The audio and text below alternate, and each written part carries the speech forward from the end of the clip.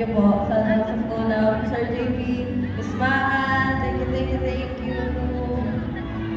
Congratulations, Amber Miles.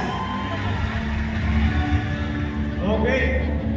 Next award naman natin, itong maganda. Very high quality brand-centric content and connected brands by engaging the audience with the content she or he has.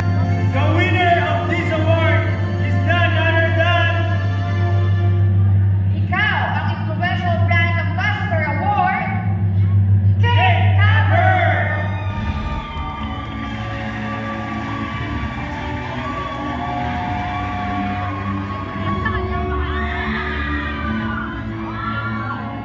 Pero saksi naman talaga din tayo sa quality ng binibigay ni Kate Tapper pagdating sa content niya.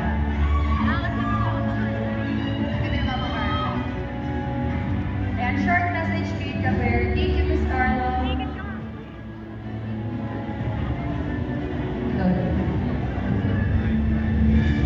Here. Mike. Hello, thank you so much po. Thank you so much, Sir James, Femi, House of Collab, everyone in the management. Di ko in-expect po yung award na to, but thank you very much. I will deserve it. Do my best every time I do content. Thank you so much. congratulations, Kate Tapper. Our next award naman is the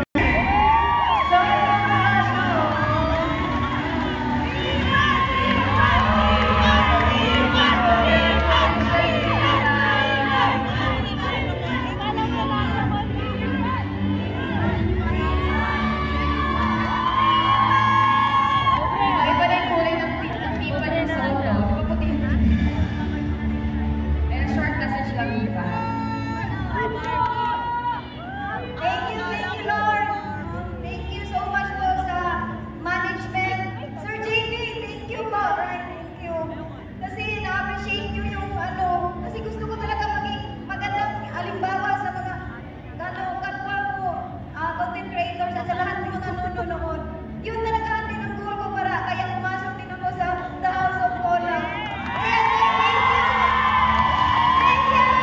alam mo, feeling ko lahat ng content creator na nasa likod masaya para sa'yo. Yes, kita-kita naman talaga yan sa content.